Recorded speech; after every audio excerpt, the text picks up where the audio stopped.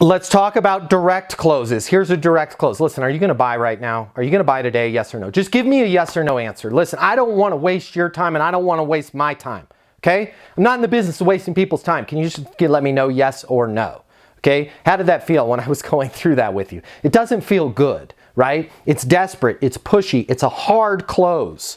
Hard closes are gross. You see, if you're going to let's just figure out, I don't want to waste any more of your time. We've been spending, 4.5 minutes talking together. I don't want to waste any more of your time. Are you going to buy from me or are you not going to buy from you? Listen, if your prospect needs to take time, if you're getting frustrated because your prospects, your buyers are taking too long to make a decision, I have an answer for you. And it's not asking them, listen, hey, are you going to buy? Just let me know right now, yes or no. It's in looking at your sales process. If your people are having a difficult time making a decision, it's because you don't have the right sales process that helps them make a decision.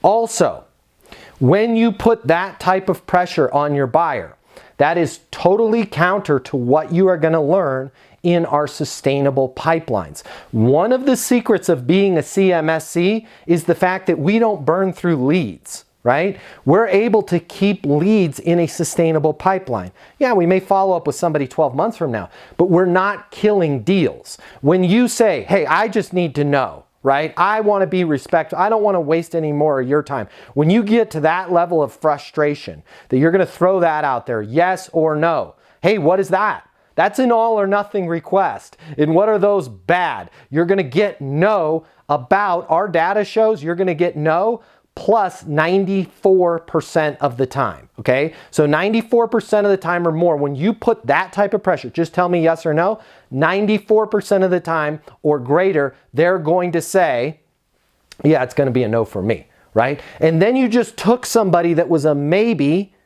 and you made them a no. We're not in the business of turning no to a yes. We're in the business of turning maybes to yeses. But the worst thing you could possibly do in your career is take that beautiful, amazing, wonderful maybe and put this type of pressure on them to turn them into a no. No wonder why you're constantly asking marketing for more leads. No wonder why you're complaining that you can't find opportunities. No wonder why you're not able to make quota. You're taking all of these great maybes, these people that just needed you to slow down a little bit and let them feel like they're in control, and you're forcing them into telling you no.